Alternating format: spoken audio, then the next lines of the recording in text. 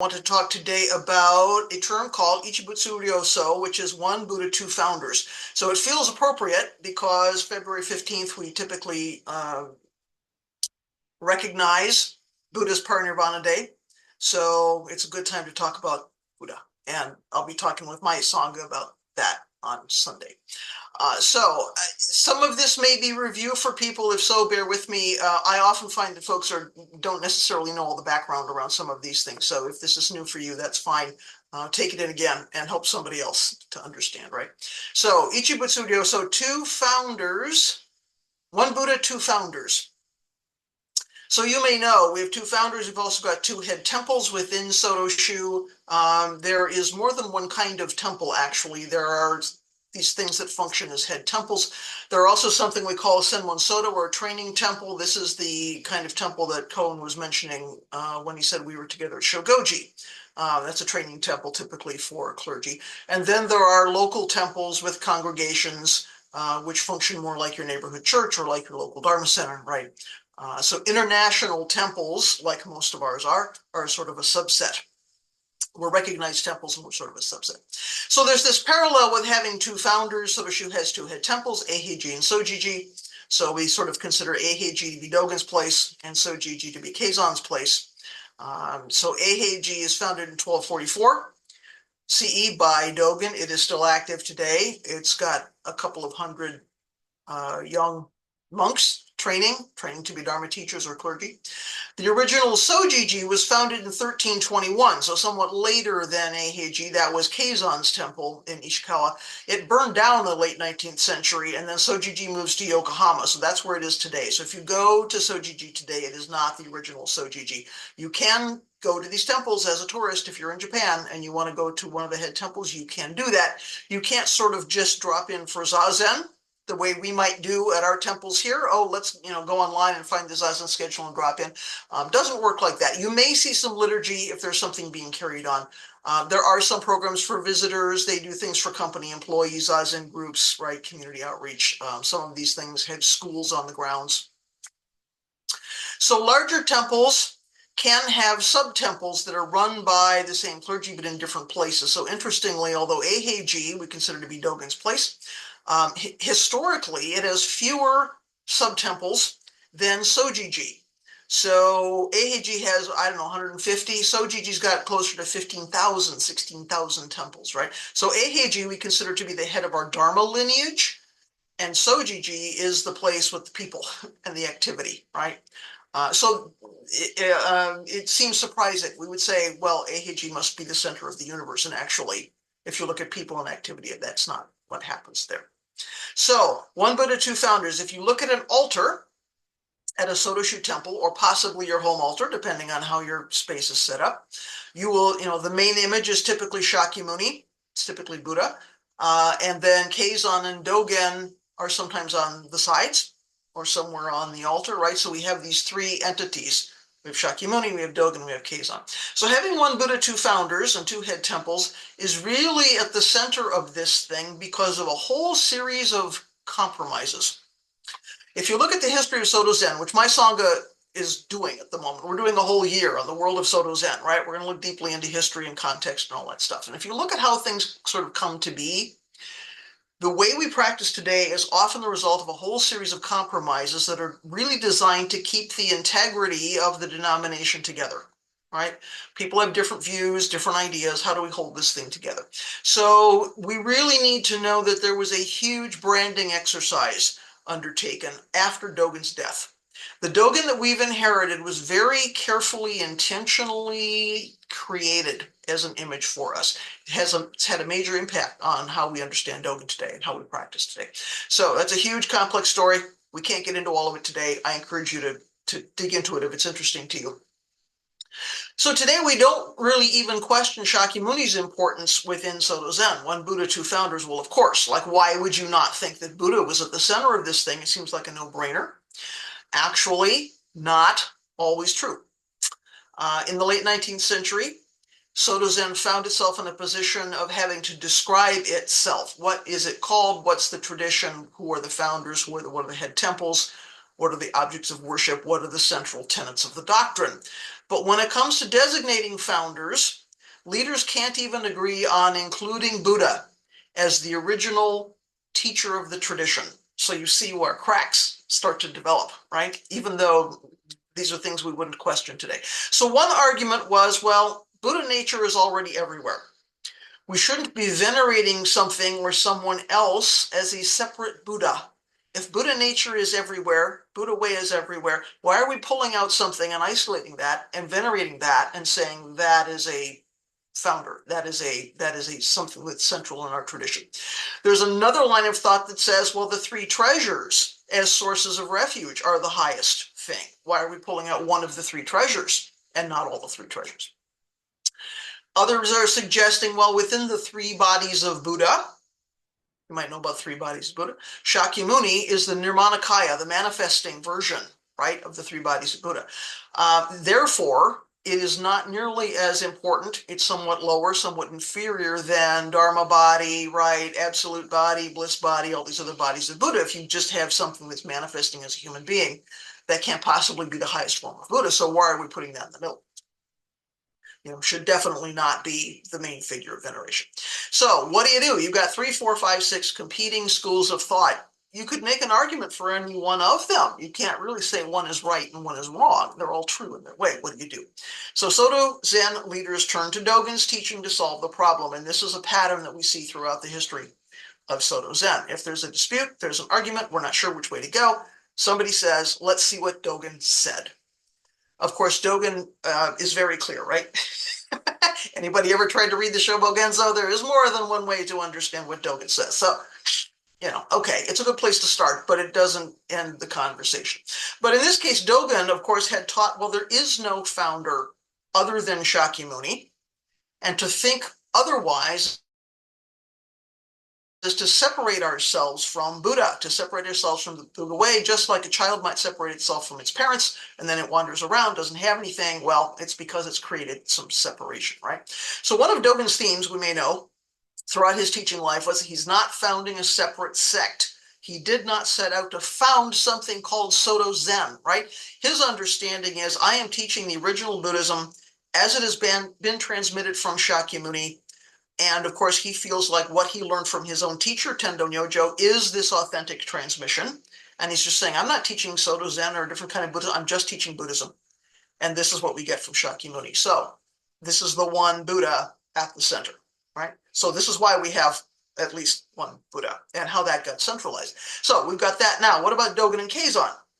Well, Eiheiji has been very, very careful over the years to curate and promote a particular history or image or story of Dogen in order to safeguard its own legitimacy, right? Its own centralized position in the world of Soto Zen. That's not a bad thing. This is what humans do, right? We just need to know that that happened. So if Dogen's teachings are the ultimate authority, and at this point, they're the house rules. If you have a question, you go say, what did Dogen say about it? So Dogen's teachings are the ultimate authority. Eiheiji is the keeper of Dogen's legacy. Therefore, right, Eiheiji is in charge. This is a very real problem in its rivalry with Sotoshu. These two temples do not coexist peacefully all the time. They're like brothers and sisters that get into scraps, right? So yeah, it's really important for Eiheiji that it says, Dogen's at the center, we are the keeper of Dogen, therefore, right, we are important. So by 1589, Japanese imperial court recognizes Sojiji as the head temple of Soto above Eiheiji, right? 26 years later, Shogun decrees, Eiheiji rules are the house rules for all of Soto Zen. Now we have a victory over Sojiji. So we see how these two temples become rivals, and they stay rivals for a long time. They're rivals for imperial support, for financial wherewithal, for adherence, right? Fortunately, by the time of the Meiji Restoration, which is 1868, they've come to a truce. They've come to an agreement. Everyone agrees now that the Soto school follows the maxims of the founding patriarch, who is Dogen, and the aspirations of the late teacher, who is Keizan. So now we have two teachers centralized. So we see this pattern frequently in Sotoshu history from this Meiji Restoration, actually from the 18th century reforms onward. This is why things look paradoxical today to us if we don't have context, because we so often run into this thing, which I'm sure your teacher talks about too. Here is a guideline. Here is a regulation. This is how things are supposed to be. And what we really do is this, right? We're not supposed to wear, black, but what we really do is wear a lot of black with a kind of a nod and a wink. And we just go, how can this be? Because you would think regulations are regulations. But the nature of practice and the nature of Japanese culture and the nature of compromise, right, is that, yeah, there's a regulation and then there's what we do in the world, right? So Sodashu is really, really good at holding two truths simultaneously as a way to manage conflict, right? As a way to grease the wheels. So here's the official line, but keep the peace. You can do what you want. Ask Cohen someday about rings on a rock suit. He will tell you the whole story, right? That's just another compromise. So who were these two founders, Dogen and Keizan? Well, we know that the Soto Zen sect in Japan is said to have begun with Dogen. He lives from 1200 to 1253. In the Kamakura period, there's a lot going on in the Kamakura period, which is fun to get into and research and read about if that's interesting to you. Dogen goes to China looking for a way to study the true Dharma. He goes to many, many temples looking for a true teacher. At the age of 26, he finally meets Tendo Nyojo, and he says, this is my guy. This guy really has the Dharma.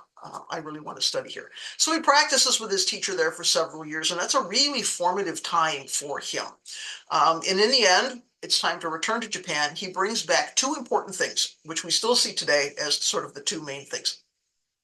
One was the Dharma that he learns from Tendo Nyojo, which he says this comes directly from Shakyamuni. This is the one true way. The other thing he brings back is the monastic container, which is the forms and the activities and the rituals that make up what we mostly see in training temples, but we've inherited a lot of that also ourselves, right? So he believes this monastic container and the forms that go with that are the way that this true Dharma gets preserved and transmitted and made available to people. So this is not empty ritual for him. This is how the Dharma gets carried on. So the forms become really important for him. So Dogen has several temples over the course of time, but of course the one we associate with him today is Eiheiji. So this consideration from Dogen that what he has received from his teacher comes directly from Shakyamuni, gets passed down, becomes a really central piece of his teaching. Authentic transmission is huge for Dogen, right? This becomes really centralized for him. Not everyone likes what Dogen is doing. Not everyone likes what he's teaching. The established sects of Buddhism don't always agree with him, including the Tendai tradition, which is where he started, right? He starts on Mount Hiei. He originally trains there. Not everyone agrees with him. Not everybody wants to follow him. He has various challenges, right? But for him, what he thinks is really important is not to have lots and lots and lots and lots of followers, but to cultivate people who were sincerely looking for the Dharma in order to maintain that authentic transmission. He was interested in, practicing with you if you really sincerely, wholeheartedly wanted to experience and learn about and practice the Dharma. He didn't care if there was one of you or 100 of you. What he cared about was your aspiration. And we still see this today, right? Authentic transmission and the importance of the aspiration. So he really was not so interested, and I laugh because my Dharma grandfather, Uchiyama Roshi, talked about people who came to temple to be house pets, right? They were there for the free meals. They enrolled in the temple in order to have a way to live and maybe something to do or maybe not, or to escape from something in the world. That's not what Dogen was interested in. That's not what Uchiyama Roshi was interested in either. And certainly not Kodo Sawaki, his teacher, right? So Dogen has three important Dharma descendants. One is Koun Ejo. He's the second abbot of Eiheiji. He wrote the Shobogenzo Zuimonki, which if you do what we do, we read a little bit of it every morning after Zazen. This is what we do in the training temple in Japan as well. So Shobogenzo Zuimonki is an important text. That's a book that Ejo wrote based on the notes he took when he was listening to Dogen's teaching. So to me, what's interesting about that book is if we don't know that that's how that book got created, we think, well, this is just a series of teachings which are not based on anything or connected to anything. But now I read that book, since I know this is simply Koun Ejo's notes from listening to his teacher. Of course, these are the things Koun Ejo was interested in and the questions that he had. And you see him kind of thinking about, well, what did he mean by that? And you know, when you pay attention to the questions he was asking, why was he asking that? You know, anyway, it's an interesting way to read the book. Okay, another important Dharma descendant was Tetsu Gikai, and we don't have time to go into a lot about him. But the third important one was Gikai's Dharma heir, Keizan Jokin. So Keizan Jokin is now the one we consider sort of the second founder of Soto Zen.